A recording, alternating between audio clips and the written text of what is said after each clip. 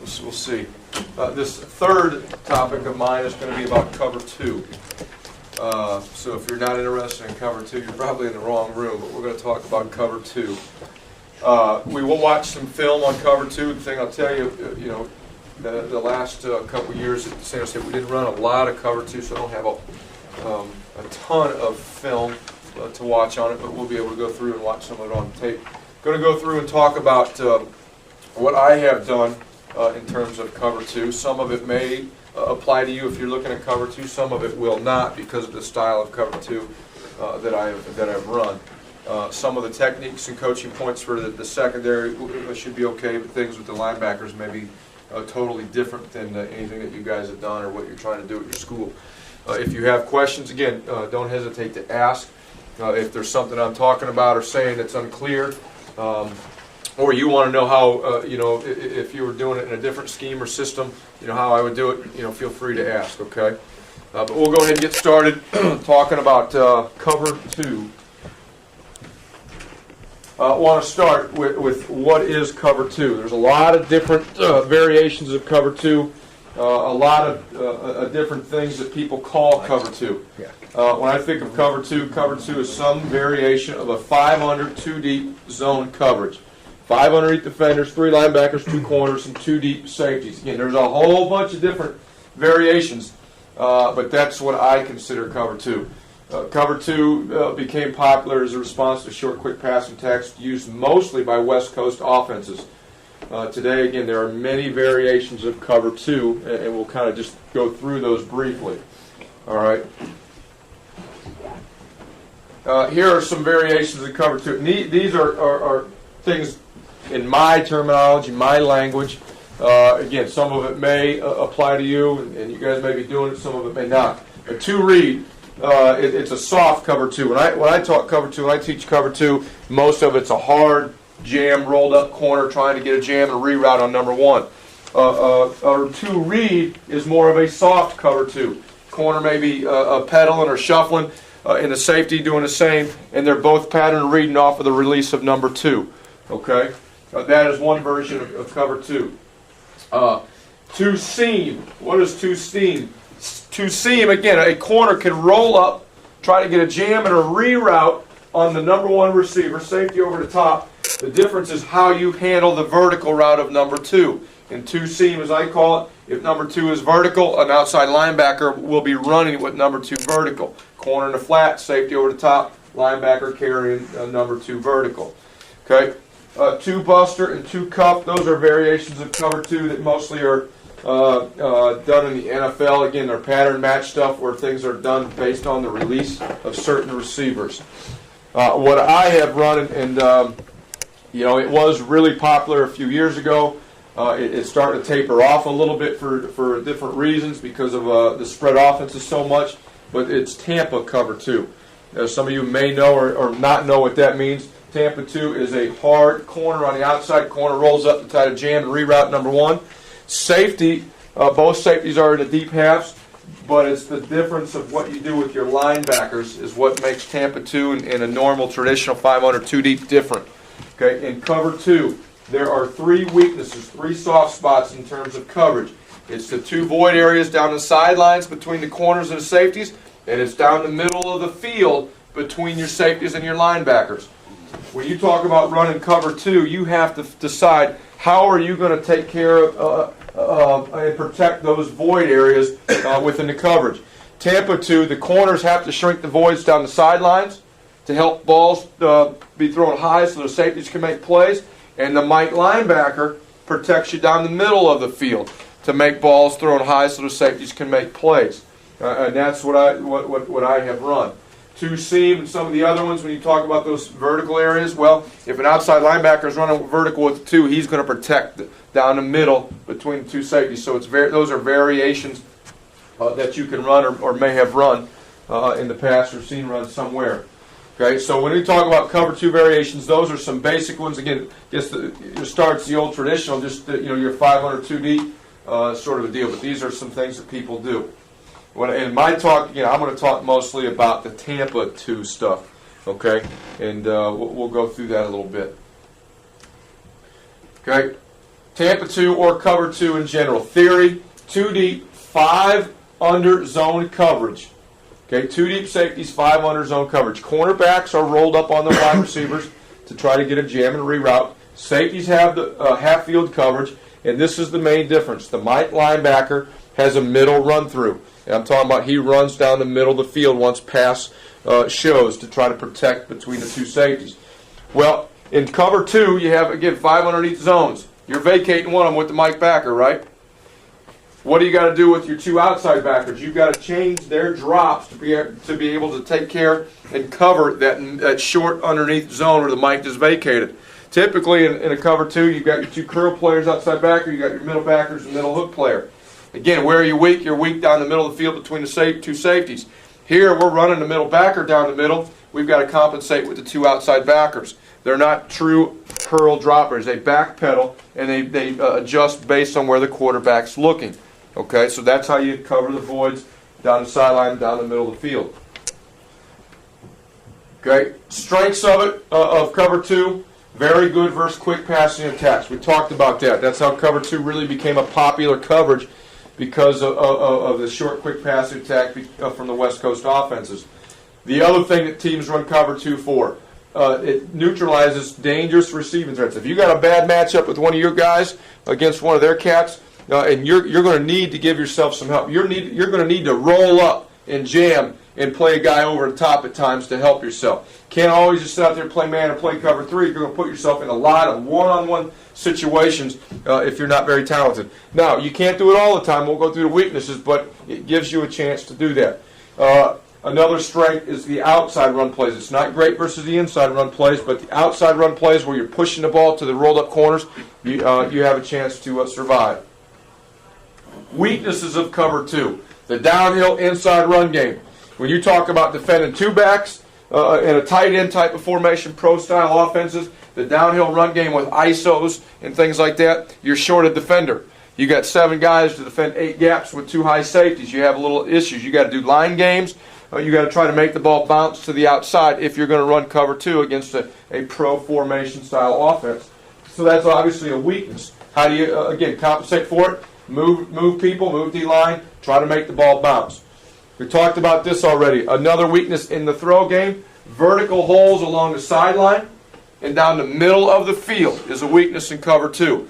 The thing that you always hear guys talking about, well, roll up and cover 2, how in the hell are they completing passes to the flat? Well, if you're going to get hurt somewhere in cover 2, you better make it be to the flats, the short flat zones. Okay, I would much rather have a corner shrinking the void down the sideline, break and react and make a tackle in the flat than have a corner sitting here taking away the flat and they hit you down the sideline for a 20, 25-yard play. And that's what will happen if you just sit your guy in the flat to take that away. Okay, so cover 2, yes, you get a jam and a reroute, but you're not necessarily defending and taking away flat routes. Okay, you're defending the sideline first and breaking back on those routes into the flat. Okay, here's a look at it alignment-wise. Got some things on here. It's a pro formation. Closed call, that's the directional call of how we'd set the front. We always set everything to the tight end. Corners are cloud players rolled up to the flat. Safeties are deep half. And then we've got the linebacker, drops there. You've got a hook drop, a seam drop, and a middle drop for the Mike linebacker. That just kind of gives you a picture about what it looks like. Got a 6 technique, what we call a 6 technique. We've got a guy head up on a tight end, defensive tackle in the 3 technique, a nose guard in the shade, and then a 5 technique, open side end. And then the 2 deep shell by the safeties. Okay, if we were to play against slot, those are the alignments. Okay, again, the corner and the free safety are playing half the field. Sam walks out, Mike and Will slide over. Corner slides into a 2 LOS or a D2 alignment, which means he's 2 by 2 off the outside shoulder to the tight end. And in the safety there, when you hear me say C7, C9, C8, means he lines up in the C gap 8 yards deep. As I'm going through this, when you hear me say things like that, guys, it's not necessarily something you need to do, but I think it's important as you're talking your defense and your alignments to come up with specific alignments that are easy for your kids to understand. That Mike and Will right there, they're lined up. You know what their alignments are? Stack A and stack B. Simple as that. You stack your ass in the A gap, you stack yourself in the B gap. I've worked with a number of different people and heard a number of people talk about their different alignments for their backers and their secondary, and they make the stuff complicated. 41, 42, 40, all this stuff. Hey, get your ass in the A gap, you get your ass in the B gap and play football. Okay? Strong safety, get your ass in the C gap, 7 yards deep. Okay? If you can do that, it'll help your kids understand their alignments and simplify things for them. Okay, we talked about this a little bit, but talking over defense is a 3 technique, a defensive tackle to the tight end, a 6 technique, a 3 technique, nose guard that's in a shade on the center, and an open side defensive end. Mike, and Sam, their alignments will vary based on formation. Okay, do I have 2 receivers outside where I've got to walk out and cover down, or is my number 2, in the backfield where I'm in the box? Okay, strong curl, weak hook, and the middle run through, for their pass responsibilities. Okay, in the secondary, cloud technique. When you hear me say cloud technique, that means corners rolled up to the flat. He's going to get a jam and a reroute. He's going to be the primary support player on the run, and that's what cloud technique means for me. Against the pro formation, he'll line in a squat. He's 1x5 on the outside of a normal split wide receiver. We're going to get square. Everything we do with our corners, and we talk about cover 2. We run a lot of off man. If you were here earlier and saw somebody, we run some cover 3. We align off with outside foot up, inside foot back. We want to move to a squat alignment where we've got a squared stance, inside foot to outside foot of that receiver. Okay, we're at 4 to 5 yards off that receiver, so we can execute that jam and reroute. But that's what I mean there. Strong safety lines to the left-right call. He lines up 2x12 off the core, the end man on the line of scrimmage, and slot, be C gap 9 yards deep or C gap 7 yards deep. And again, if there's anything else you want me to talk about or clarify, guys, don't hesitate to ask. I'm trying to make this as simple as I can and relate to what you guys may do.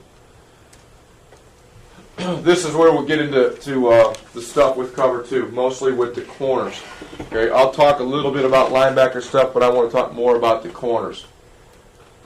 They're very, very important in your success in cover 2 because they have to execute the jam and reroute. It's not always going to happen, but if it doesn't happen, they have to react the right way. First of all, move to a squared stance 5 yards deep with inside foot to outside foot of the receiver. Responsibilities. Number 1 priority for a corner in cover 2. Never, ever, ever allow number 1 to get down the sideline untouched. Okay? Never, ever allow number 1 to get down the sideline and untouched. Got 2 half field safeties. You want to try to get that guy to release inside and funnel him to that deep half safety. Now, when you watch tape and if you run cover 2, you're going to know that doesn't always happen. That guy's going to get outside of you at times. Okay? If he does get outside of you, you've got to make him release flat and work to get down that sideline. And then you can turn and shrink the void. But number 1 priority, never let that guy get down the sideline without being rerouted. Okay? Versus pass. Work laterally in the direction of the receiver's release. Do not cross over. Okay? What do I mean by that? You can stand up for a second for me, Coach. Move laterally in the direction of the receiver's release and never cross over. Okay? Coach is the receiver. I'm the corner. I'm lined up inside foot to outside foot. Okay? I'm keying the receiver. If you were here earlier, you heard me talk about man eyes and zone eyes. Okay, zone eyes is keying the quarterback, man eyes is keying the man. I'm not playing man-to-man, but I've got to key this guy if I want to get a jam and a reroute on this guy. I'm 5 yards off of him. If I'm looking in here first to here, he's going to be by me. So to get a jam and a reroute, I've got to key this guy and be able to react to his release. Okay, there's really 3 things that this guy can do. He can release inside, outside, or he can try to release vertical on what I call a China route. Okay? If he releases inside, I want to work laterally in the direction to his release. Okay? Notice I didn't cross over. I want to step and replace. Short, quick step, step, replace, step, replace, step, replace. Stay in square. Okay? Not clicking the heels. A lot of guys in cover 2, he goes inside first movement, they want to go right here. Cross over. Okay, they get themselves in a bad position because that guy double moves you, works back to the outside, you can't redirect. Okay, guy releases outside. I want to work laterally in the direction of his release. Again, not cross over. On the outside release, depending on how much room there is between him and the sideline, you may get into a side run and then flip back inside. Don't like it, but it happens more often than it does on the inside release. But as a corner, work laterally without crossing over in the direction to the guy's release. Okay, yeah. Coach, you said that they're responsible for, basically contain or force on the run. Yes. Where do they get their key for that? Same thing from that man. Okay? If it's a run, what do you think that guy is going to do? He's going to come out and try to block you. Okay? Now, there are some other things that guys do, and I've done this plenty, but it negates, to me, what you're trying to get out of cover two. If a corner is a force, a support player, and again, there are a ton of teams that do this, they'll roll the corner up, but they'll do it with some more depth. I talk about being at 4 or 5. Okay? So I want to get that jam and reroute. If it's a run, I want to make that block happen fast so my deep half safety can trigger and get involved in the run. You always say, well, the guy's a deep half defender. How the hell is he going to get involved in the run? Well, he's going to play run if it's run because that guy's telling him it's run. If that guy blocks the corner, it's not a pass. So that safety can trigger and he can get involved in the run. Okay? What some teams do is they'll play the corners deeper at about 7. And what they're doing is they're playing with inside leverage instead of outside leverage. And what they're doing is they're keying the end man on the line of scrimmage. If you're a corners team and you're using the safeties involved in the run and the corners are deep or responsible for play action pass, those safeties are down low, they're keying the end man on the line of scrimmage and they get involved in the run. Some teams that involve the corners inside, they play the safeties over the top, they play their corners inside, they're keying the end man on the line of scrimmage just like the safety did in a quarters. Okay? He blocks, he's knifing inside and trying to make the play. Okay? That's good, okay? But you're not going to get that jam and reroute on that wide receiver if you do that. So you're robbing Peter to pay Paul. You got to figure out what you want to do out of it. Okay, and that stuff's all good. There's times I do that. I call it a slant technique. And when I say slant technique, that puts the corner in inside position. Their outside foot to the inside foot of the receiver. Now that allows him to knife in and be more aggressive on the run. So you can do either one based on what you're trying to accomplish. Okay. But most of what, and I'll be completely honest with you guys, when we talk about cover 2, for me, cover 2 is more of a third down pass defense than it is anything. Very rarely, unless it's a really, really good throwing team and they like to throw on first down, am I going to be running cover 2 because we want to get those safeties involved in the run, whether it be with an 8-man front with some man free or cover 3 or getting both safeties involved. But on third down, when you want to get those guys to roll up and reroute, and you get those D linemen wide where they can rush the passer, that's more of what this type of cover 2 is for. If you want to be able to stop the run in cover 2, by all means, yeah, you can do it, but you better get those corners lined up inside where they're knifing, or you're going to be short on the run game. When we watch some of the tape later, you'll see it's mostly third down throw game stuff. A little bit of some run game, but mostly third down. Okay, again, here are the 3 types of releases that I talk about mostly in cover 2 with the corners. One is the outside release. Okay, call it a must-fade release. Keep square and shuffle laterally outside and force the wide receiver flat. We want to try to get the guy to release inside and funnel to the safety, but I'm telling you guys, after years of doing it, it doesn't happen very often. Okay, if he wants to release wide and outside, that wide receiver will release wide and outside, which is fine, okay? As long as you force him wide and force that receiver flat before he can get up the field, you'll be okay. Okay, force him as wide as possible. Now, here comes the most important thing. Post your outside arm in zone, turn back inside. Be sure to carry him with vision to the quarterback to shrink the void between you and the safety. Okay, Coach, stand up real quick for me, please. Okay. Ball's in there to the left. All right. Got a deep half safety. This guy wants to release wide to the outside and get down the sideline. I'm going to work like hell, shuffling laterally to the side, in the direction of the release of the wide receiver. At some point, I've got to make a decision. When do I post and do I flip? Okay. A lot of guys have a tendency to do this. They think you're going to get a two-hand jam on this wide out all the time. They run, they turn their shoulders, they turn their back, and they start to try to two-hand jam the guy, and then they flip back inside. Well, they've lost any vision back inside. Number 2, number 3 come to flat, quarterback's shoulders turn, he throws the ball. Okay, I want to try to stay square. I'm going to one-hand jam. I'm going to post my outside arm. Okay, I'm going to flatten him and make him release wide to the outside. I'm going to post my outside arm and flip back inside. Okay, now I've got vision on the quarterback. I've got vision on any threats. Now I'm going to cross over, run, and carry this guy a little bit down the field so I can shrink the void between myself and that safety. Because if I jam and I sit right here in the flat, that safety's backpedaling, got a lot of grass between us, right? That quarterback's going to be able to hit that in that void area. So we're going to jam, we're going to flip inside with post and flip, and we're going to carry down the sideline with vision back inside. Again, where do I want to get hurt in cover two? If I'm going to get hurt, I want to get hurt up here in the flat. I do not want to get hurt down the sideline. I do not want to get hurt down the middle of the field. Okay? So whatever type of cover two you do, whatever structure you have, those are the three areas you have to try to defend. Down the sideline, down the middle of the field. How am I going to do it? I'm going to post, I'm going to flip, and I'm going to crossover run. When I get to that about the 12-yard area, now I'm going to start to choke it down. Long stride, short shuffle. I'm going to start to choke it down because now I've put myself in a position. If he wants to throw it down the sideline, I can now take off and make plays or make it a high throw for the safety.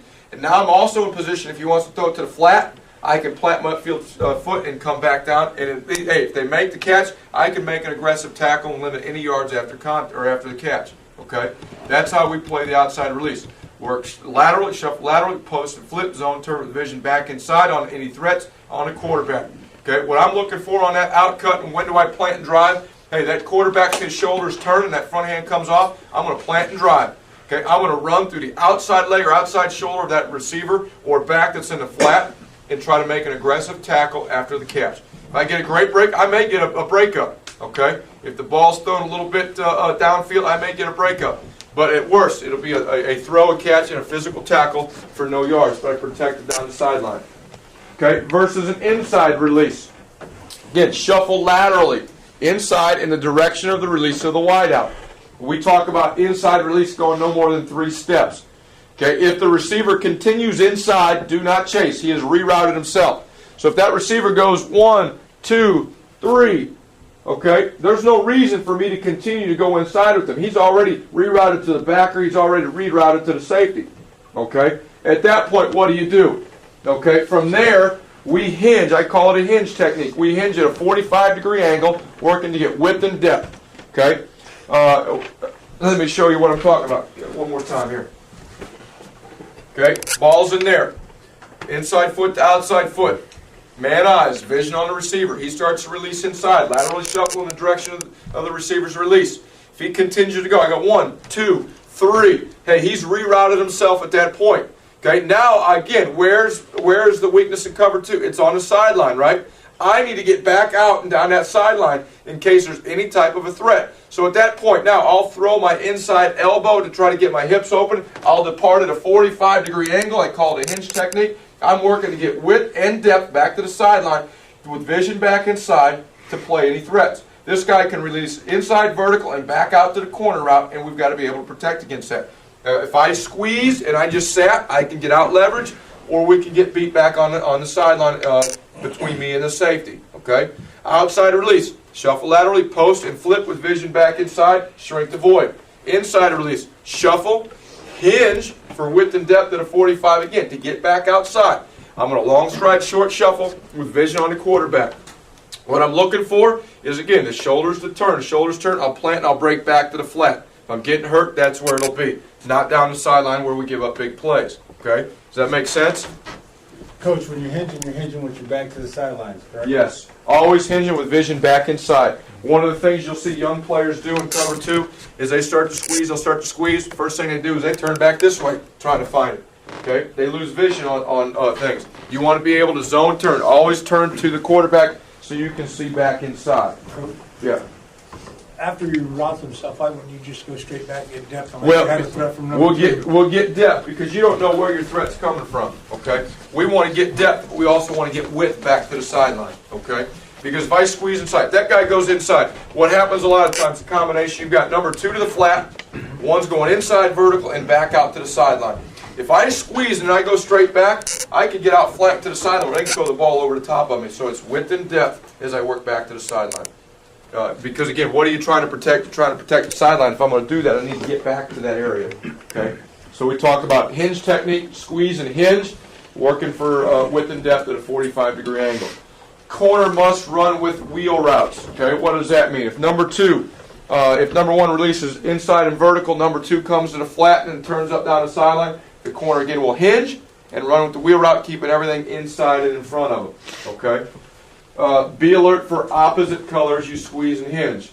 As I've talked about pre-snap recognition as a corner. I line up, again, I don't give a shit what type of cover 2 you're running, whether it's this type of cover 2 or something else. If you're rolling up with the corners to jam and reroute in cover 2, this stuff applies to all of it, okay? One more time, Coach. Okay, as I line up as a corner, one of the first things I've got to recognize, how many threats do I have? Do I have 1, do I have 2, or do I have 3? It tells me a lot, okay? I need to know that.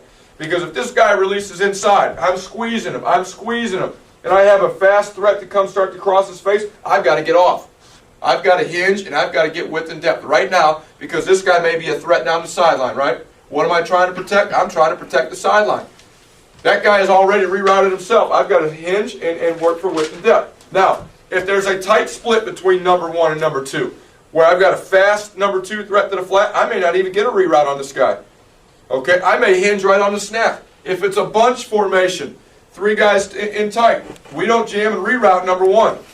We line up. First thing we do, we hinge on the snap for width and depth because I've got a fast threat from number 2 or number 3.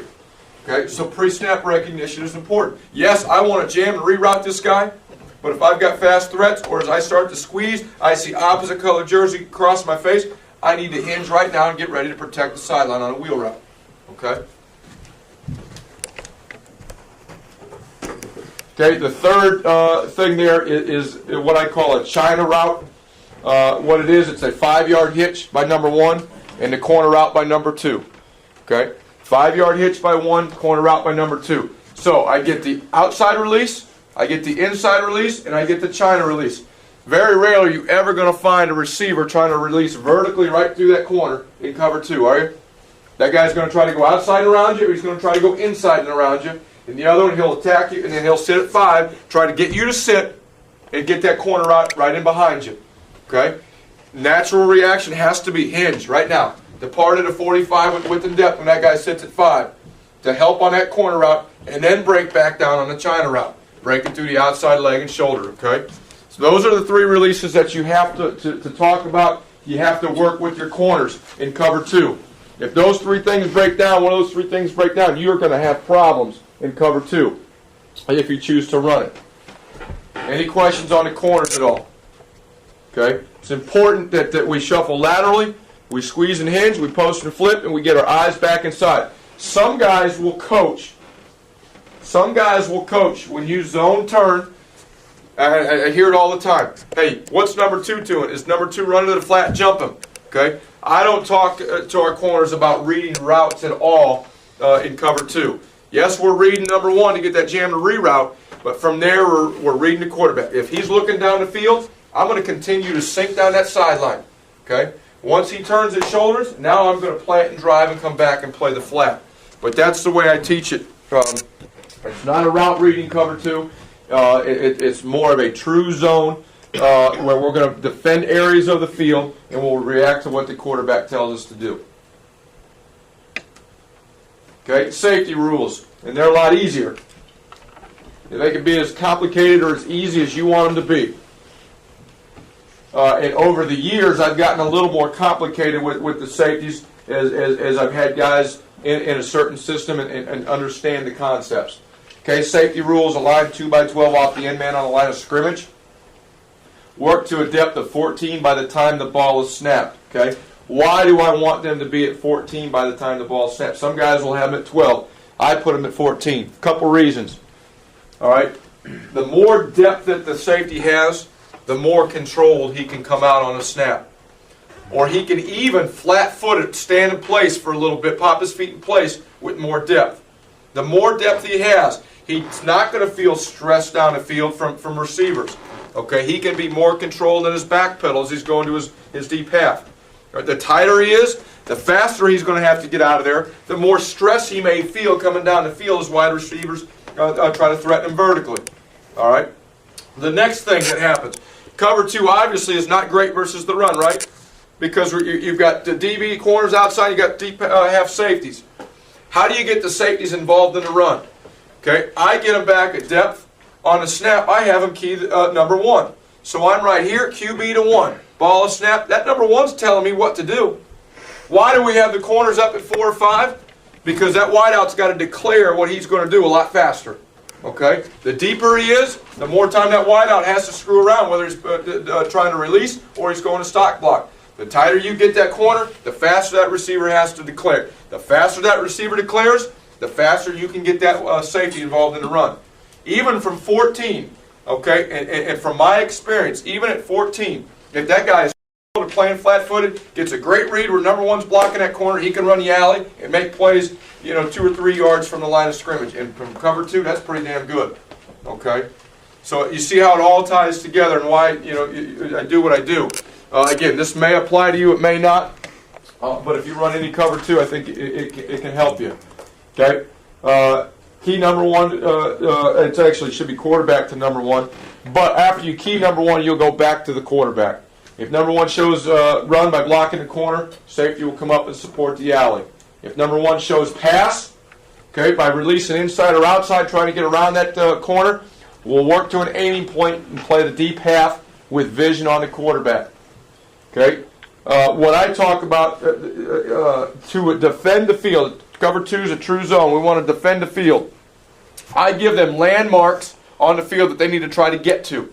For college, we talk about splitting the numbers in a hash. The college numbers in a hash. Where that'd be in high school, I have no idea. Okay? But splitting the numbers in a hash in college. I call it, I give them a landmark, but I call it an aiming point. Okay? They're going to start to work to a point. They may not get there because the quarterback may tell them something different. All right? So that terminology and that the communication is important. We talk aiming points instead of landmarks.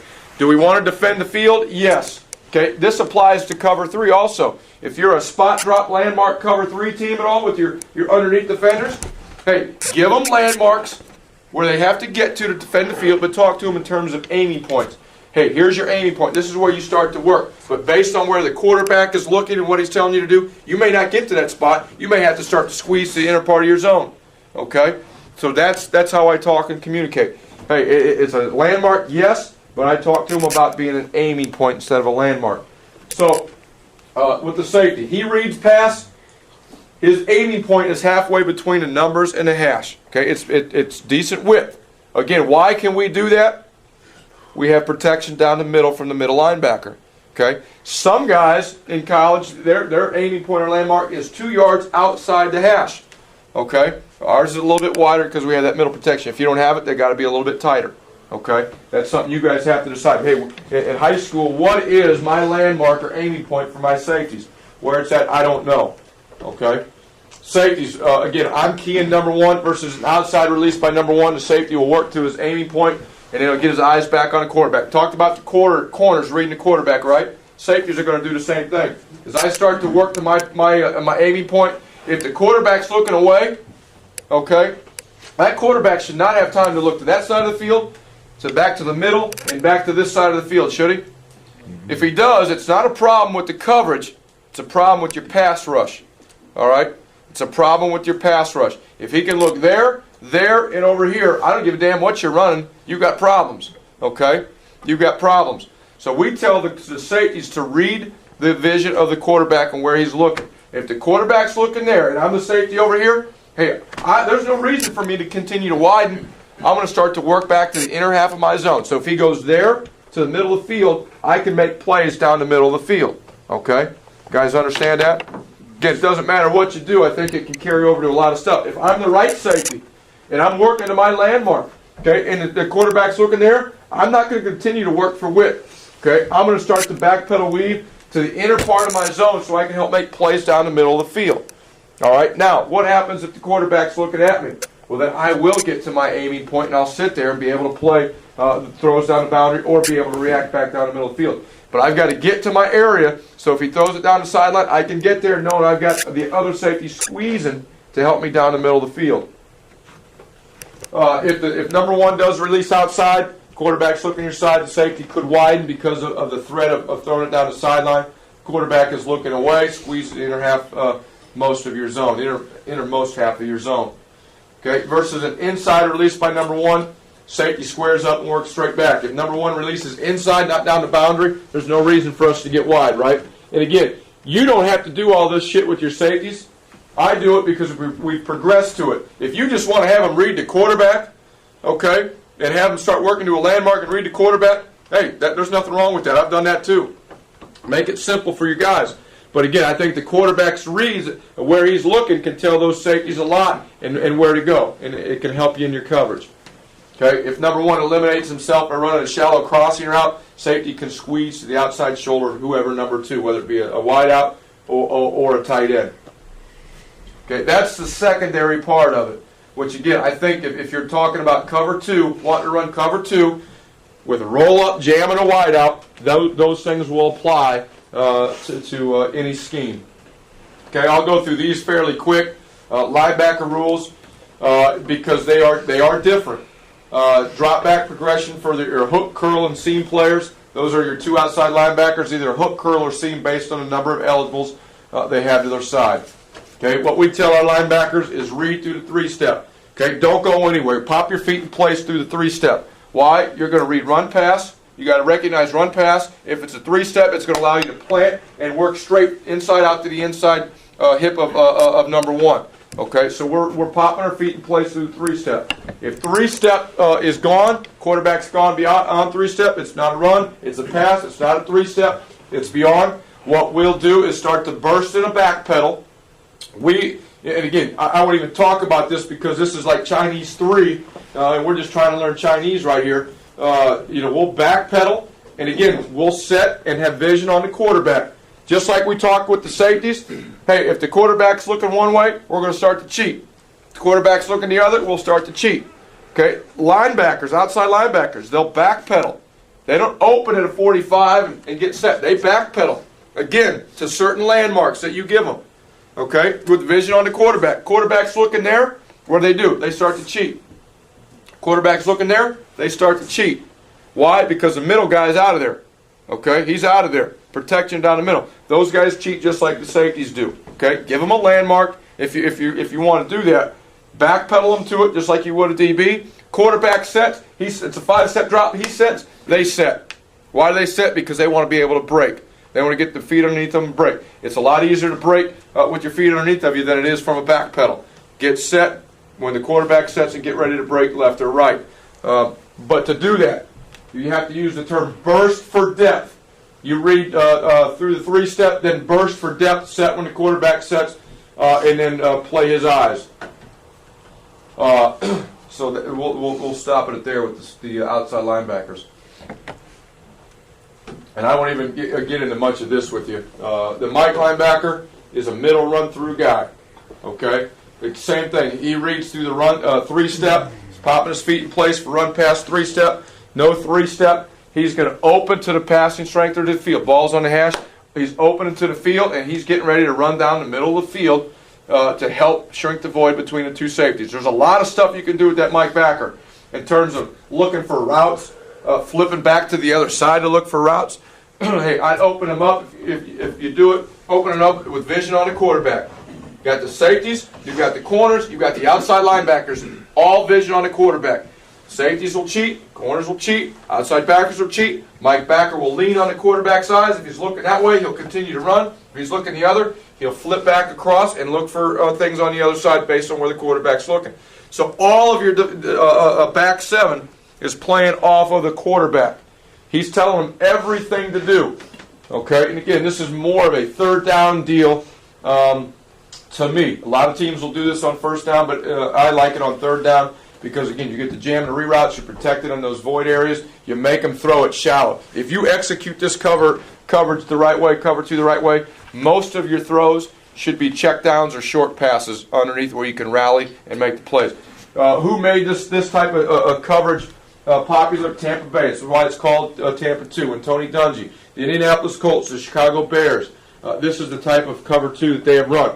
And again, most of it's on third down situations. Okay, now we'll watch some tape there.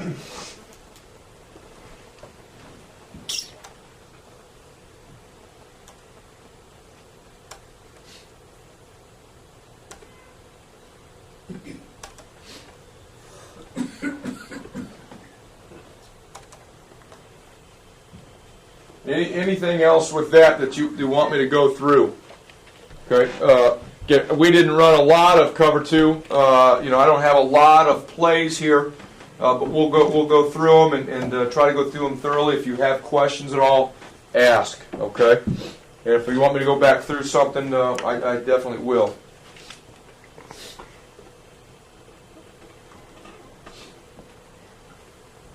Okay, the first ones here are just a few examples versus the run. Okay, one of the things that we try to do is disguise our intent. Did a lot in this game in particular against Notre Dame because of the run game of dropping a safety into the box either on a zone blitz or cover three or man free. So you can see the slight tilt that we had with the safeties. Trying to show a high safety, trying to show a down safety. And then we'll walk back out of it.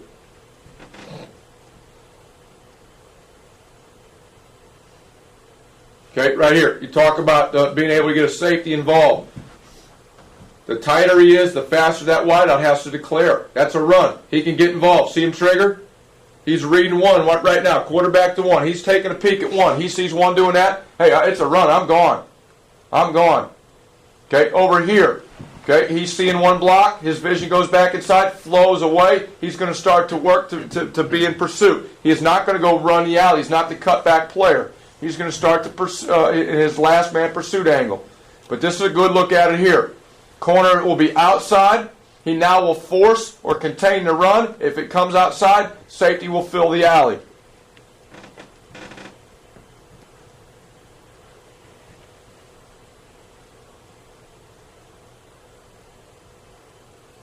Okay, we're not exactly right with our linebackers here with their alignments. They adjusted to the tight end motion. But you can see they're getting to their gaps. In this type of a defense, okay, what do you need personnel-wise? You need guys that can run because of the pass rush that is needed and what the linebackers are asked to do. Okay, here it is again. This is against a two-back offense. We did a lot of weak side blitzes against Notre Dame with the Sam and the safety coming off the open side, so we wanted to show that a lot, and then we come out of it. We don't want to just line up back there with two high safeties all the time. We played a lot of press technique in this game also against Notre Dame. Okay, so you can see the corners are up there fairly tight, showing press technique. That's another thing that you can do. Okay, again, coming out slow and controlled. I don't mind this at all. He's got good depth, slow and controlled, read it, and then he'll trigger. Can get him involved. Okay, inside runs, they're going to stovepipe. They'll keep it inside and in front of him there. Could be a 2-on-1 tackle if it popped down the middle of the field.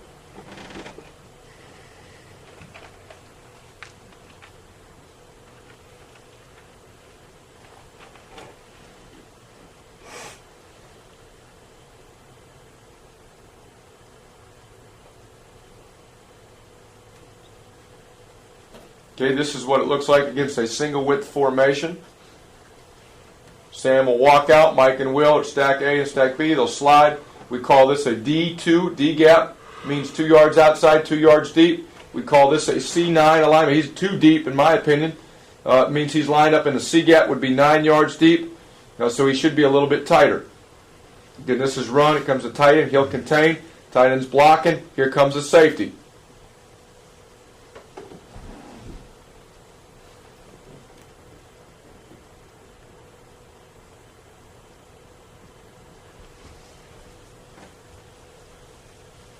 Everything's getting spilled to the outside here. Pretty good fits. Spill. Over the top with the Mike linebacker, with the safety running the alley. It gives you a chance to survive, in my opinion, in cover two if you do that. Okay, here's a perimeter run. We said one of the things you're okay on is perimeter run. Here's 22 personnel, 2 backs, 2 tights. Strong power running game. What some teams will do if they've got a good receiver, okay, is they'll line up in this formation, try to get you to load the box with the safeties, go one-on-one with the outside. Okay, we'll load the box up, but every now and then we'll play some cover two versus it. Now here's some cover two. Corner will contain it on the outside. Safety will run the alley. Everything will be spilled outside to the safety.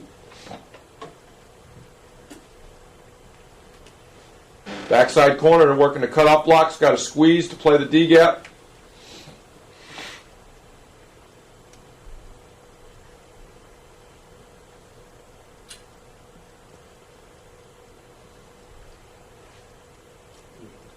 Okay, he should have stayed inside that fullback right here, this outside linebacker. Because again, talk about gap control. He's got a gap. He's got a gap. His gap is underneath that fullback right there. If he's underneath there, corner's there. It's the safety's job to fill there. But there's going to be a very, very small void. He hops out of his crease. It gives him a little bit of yardage right there. You're saying that the linebacker's supposed to come inside? Yes, we're spilling everything to the outside. He's supposed to stay on the outside edge of the tight end and spill everything to the outside. You're trying to defend 8 gaps on the run with 7 bodies. The only way you can do it, again, is spill everything to the outside and run it. Hopefully have a Mike linebacker that can run over the top of everything inside out and have a corner contain it on the outside. You've got a safety filling the void and a Mike linebacker running inside out. If not, you're out of gaps. Again, that's why this is a good third down defense, not a first down run stopping defense. This is a pass defense. But if they run it, you have to have an answer and a way to defend it. Now, here's a way. I believe this is the one here. We'll cancel some inside gaps in the run game. Okay, right here. If you're going to run this, if you're going to run cover 2 period in running situations, the best thing to do is to move inside and cancel interior gaps and force the ball wide. Again, we started here with some disguise with a safety and linebacker, and then we pop out. We did play press here against BYU. We're pressed. Makes that block declare fast. We're canceling interior gaps inside to make the ball run outside. And you get that disruption.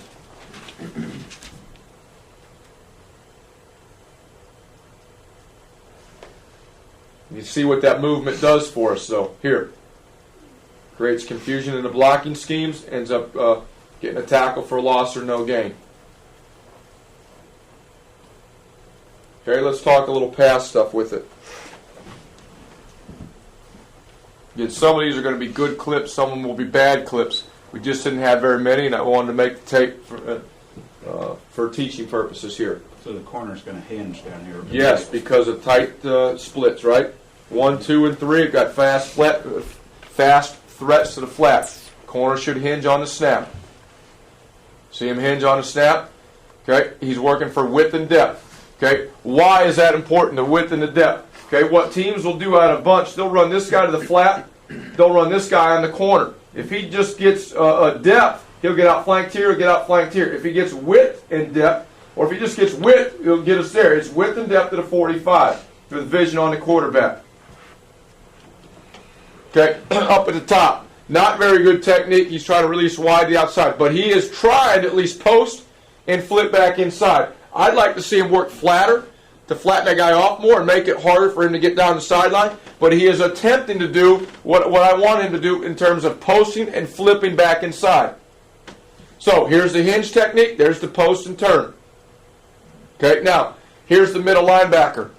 You've got the corner helping. You see the corner turning and running. You got the corner turning and hinging. They're protecting the voids down the sideline, void down the middle. Where we're not good here on this snap is this guy right here. Okay, quarterback sets. He's got to set. He's got to start to squeeze to his eyes. He's got no threats out there. Start to squeeze. Same thing here with this guy. They've got to protect the interior inside here when that guy vacates.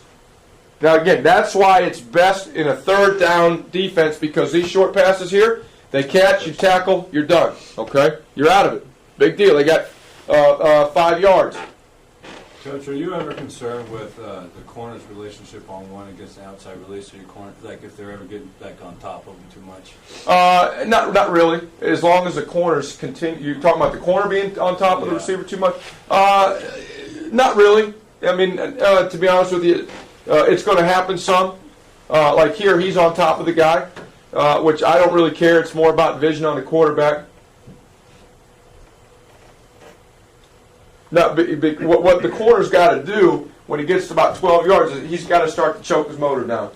And as long as he does that, if we're in a full-speed sprint down the field, well, that's not good. But it's a crossover run till about 12 to 15, and then we'll start the short shuffle and come under control. And then naturally the receiver, if he continues down the field, is going to go by him.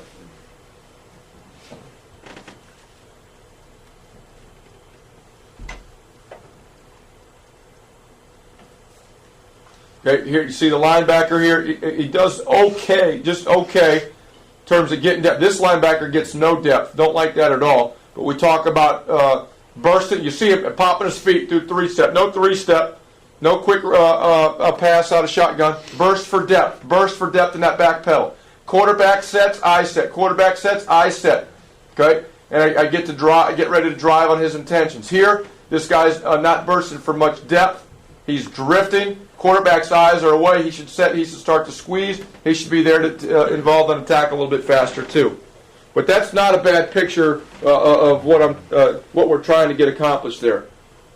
I just have a question. Yes. If that back goes to the flat, Uh-huh. how do you? Is that just a rally and run to? Again, yeah. Where are we going to give up routes into the flat? This corner right here. Okay. He'll post. He'll flip side run. He'll start the short shuffle right about there. Okay. If that back releases to the flat, quarterback shoulders turn, corner now is going to plant and drive to go make the play. If he catches the ball out here at 4-5, we make the tackle. Hey, so be it. That's a successful play in my opinion. If you want to take those things away and eliminate them completely, you got to play tight man-to-man coverage. Okay, but obviously we know there's strengths and weaknesses to that. The thing I want you to understand, as a football coach, you always want to think that you've got the perfect call, the perfect defense. Guys, there's not a perfect call, a perfect defense. I've never seen one yet. I've never seen any call that's going to stop everything that they're doing. What you have to do as a coach is understand in your package what are the strengths, what are the weaknesses. Hey, if they get you in one of the weaknesses, don't panic, don't change shit. Okay, have enough calls in your package that you can go to in certain situations to take things away. But don't start to alter your coverage and bastardize it because you think you're going to make something up that's going to stop every single thing that somebody can do. It's not going to happen. Okay. And that's one thing that's frustrating when I see that happen. Understand that everything you do has a strength and a weakness, and have a complement in terms of a coverage or front or defense that can help you with that.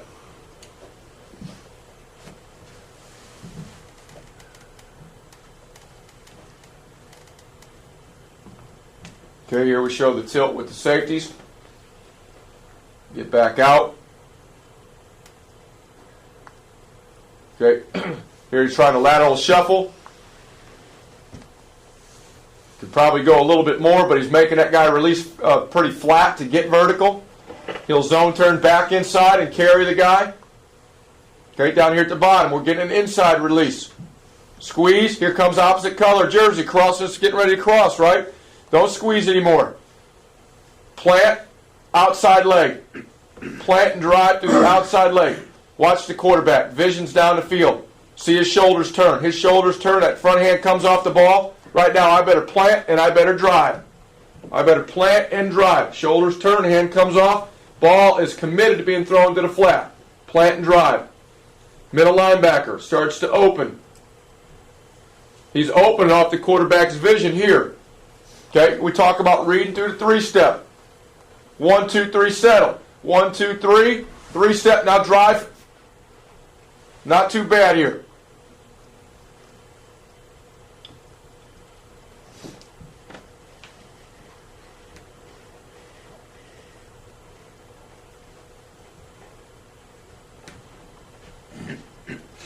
Okay, here we had a blitz fake here. Okay, now watch the corner. Guy squeezes to a nasty split. Z in motion here. Okay, again, tight split between 1 and 2. Is there any need to get a jam and reroute anymore? No, he's already funneled himself to the outside backer and deep half safety. He's squeezed, now he's going to start to hinge for width and depth. Okay, the thing I don't like up here, we talk about our alignment being inside foot to outside foot. You can tell from the tape that guy's not lined up with inside foot to outside foot, is he? He's going to have problems getting that guy to release inside or flatten him off enough. He's trying to work laterally. He ends up zone turning. You can see what he tries to do. He tried a two-hand jam the guy, and the guy's outside the framework of his body. That has to become a one-hand jam on the outside so he can flip his hips. If he continues to do that, he'll lock his hips and not be able to get them open. Coach, on that Z there, if they widen that Z out, would you roll up your safety to take away that slant? No. No. Again, we don't bastardize the coverage because of splits. How are we going to stop the slant? Okay, two things are going to have to happen. the corner is he's reading the release of number one. Again, we're looking at one. When a wideout goes to run a slant, he's going to go 3 steps up the field. He's going to plant that outside foot aggressively. Triggers something to the corner. Slant. Okay? Every time you watch a receiver run a slant, he runs up the field, he plants off that outside foot aggressively and goes inside. At that point, the corner is still going to be square. He is going to chase down inside from the outside. We talk about here, reading through the 3-step. If it's 3-step, quarterback eyes, he's going to run laterally from the inside out, corner squeezing from the outside in, trying to sandwich the slant route. What's one of the most dangerous routes to defend, the hardest routes to stop in cover 2 with outside leverage is the slant by number 1. Okay, it is a tough route to defend. Now, again, don't bastardize the coverage. Run different coverages. Run man-to-man. Run cover 3 where the safety does drop in there, okay, off of that look. But you don't have to bastardize the coverage because of potential weakness. I called cover 2. We called cover 2 for a reason. We want to try to keep it. But again, understand the strength and the weakness.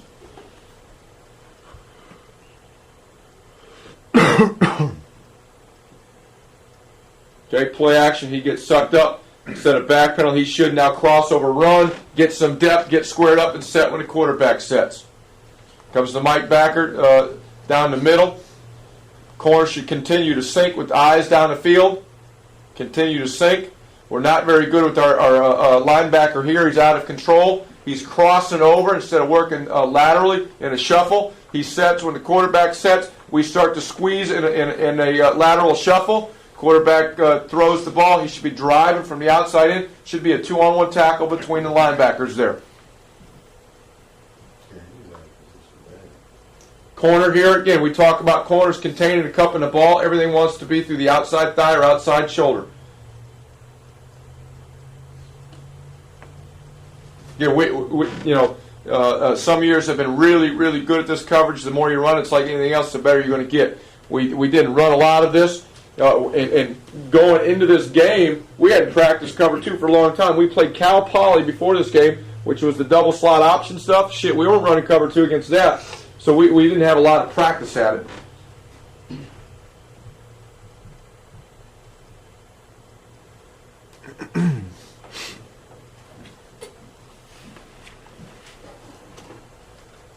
Okay, now the corners are off, and they'll roll up on the snap to a squared alignment.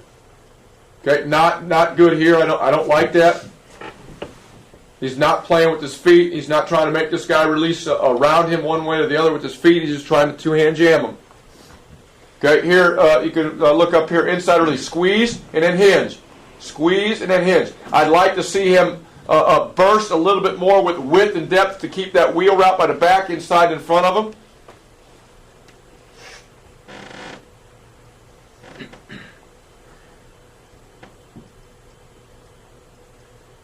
Okay, you can see what we did here. Again, you've got a void area between these two backers. One of the things we've done to help that is to call 2-drop. 2-drop, drop somebody there. Offenses think they get that right there. 2-drop, drops a lineman in that void area. Really nice job right there. Gets in the window.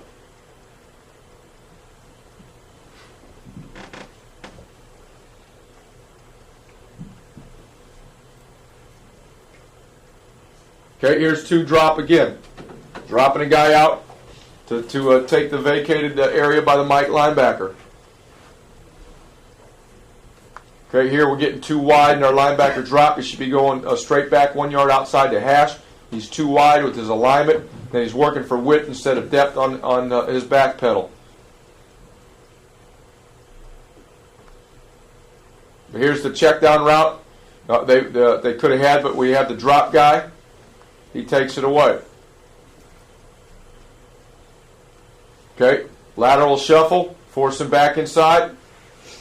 Lateral shuffle, could keep going. I'd like to see him get a hand on that guy to slow him down. But then he'll flip inside and he'll carry. You can see him start to choke it down. Both of them start to choke it down. Go from a crossover run to a slight shuffle.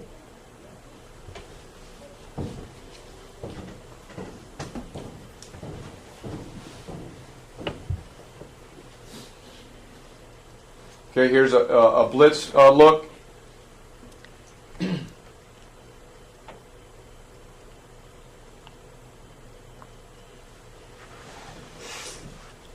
Here we dropped again. Middle linebacker running down the middle. We dropped. Again, third down defense. We're talking 3rd and 10 here. Make them throw this stuff here.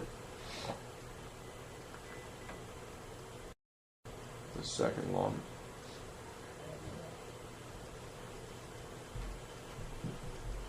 Got to balance up the pass rush a little better.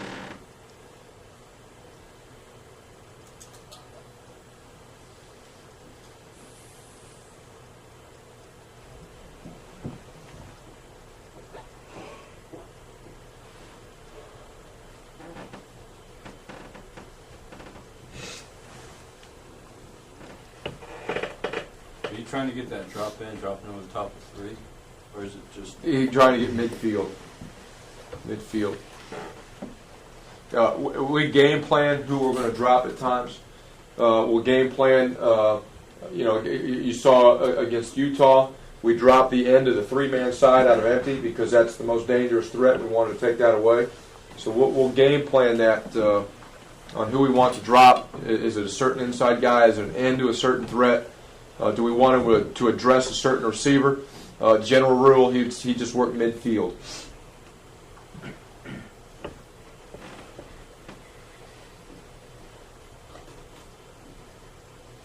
Here's a blitz look.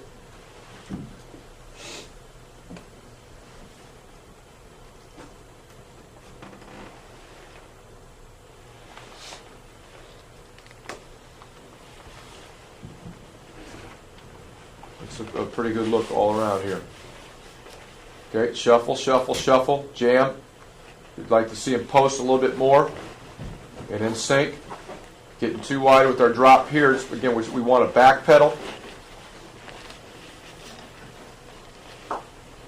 Okay, up here at the top, you'll watch this corner. You see what he does. You know, some coaches teach this. I don't necessarily teach it, but if it happens, we've got to be able to adjust with it. Here, his center field turns.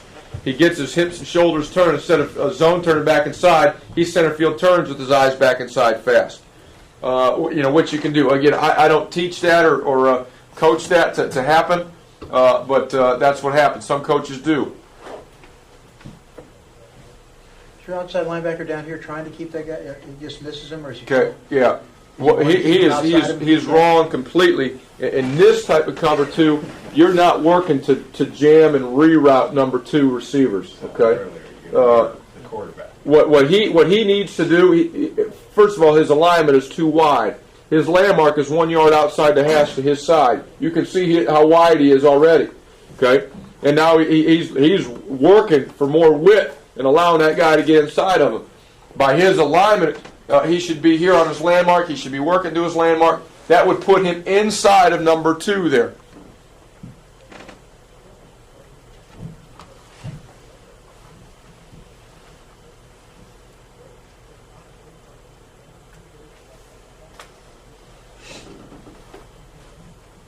Just got a few more here.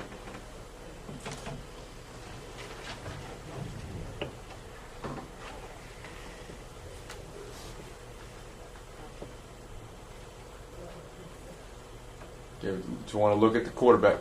Here, crossover weave, now he squares up. Okay, nice job by the Mike linebacker. We talk about reading the quarterback. Watch the Mike backer here. Initially, he's opening to speed receivers here, but he's going off the quarterback. Quarterback, his vision over here, watch him flip. All off the quarterback's vision right there. Nice job. Okay, right here, he's working with the quarterback's eyes. Probably still getting a little too much width. He should go straight back right here. Quarterback sets, he sets. He'd be in great shape there on that curl route, or hook route by 2. Okay, you talk about backpedal weaving with vision here. We'll look at the safety, start to work inside with the quarterback looking this way. So you can tell they've got their eyes on the quarterback by what's happening there. Mike linebacker and backside safety for sure are seeing that guy. Coach, is your outside backer on top, is he weaving because the back sets that? Well, no, this guy's weaving because he has to get some width. Okay, because the ball's on the hash. He has to get to his aiming point. So he's going to crossover run to get some width. He should be going a little bit more at a 45 and not quite so flat. But then he'll get into his back pedal and the quarterback sets. He needs to set. Now with the guy looking away, he can start to squeeze back laterally. So he's got more of an aiming point as opposed to... Well, he's got to get some width to defend his area initially. And again, he may not get to it based on what the quarterback does, but he's got to start to get there. And again, he's got to know where it's at. Can I do it in a back pedal, or am I going to have to cross over run?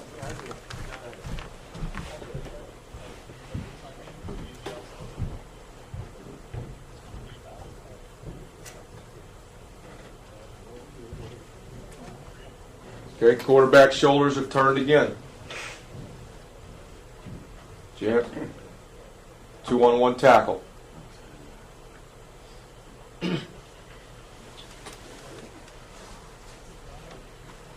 Body position that I don't like. Outside leg, not the inside leg.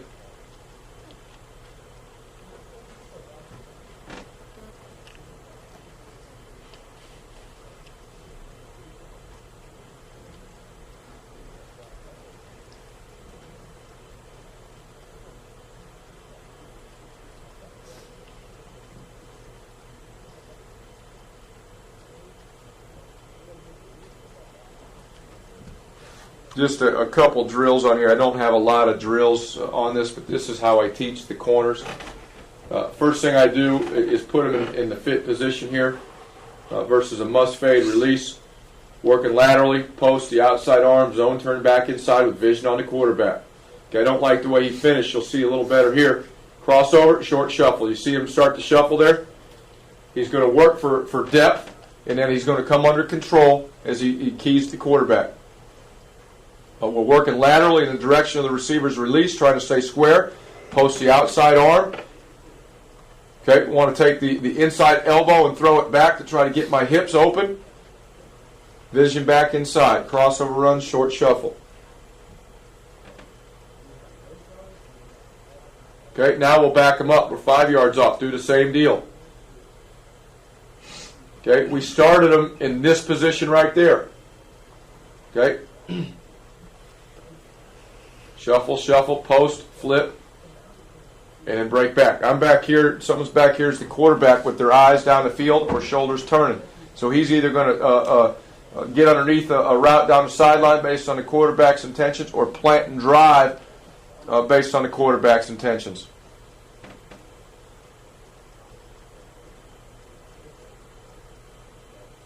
But you can see the footwork that I'm trying to get. Lateral shuffle, post, flip. Crossover run to shrink the void, short shuffle, read the quarterback's shoulder turn, he turns to the flat, plant and drive, and go make the play or tackle through the outside leg.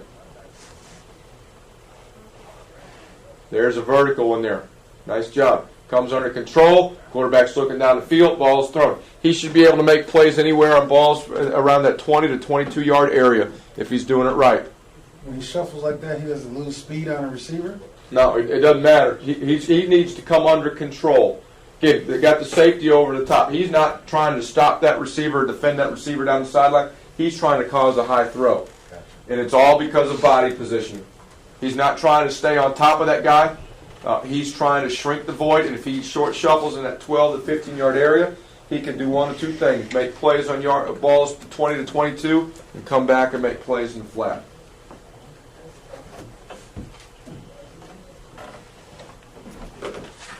Okay, now the inside release, get fit position, shuffle, and hinge. And right there, come under control. Squeeze and hinge, come under control. Squeeze and hinge.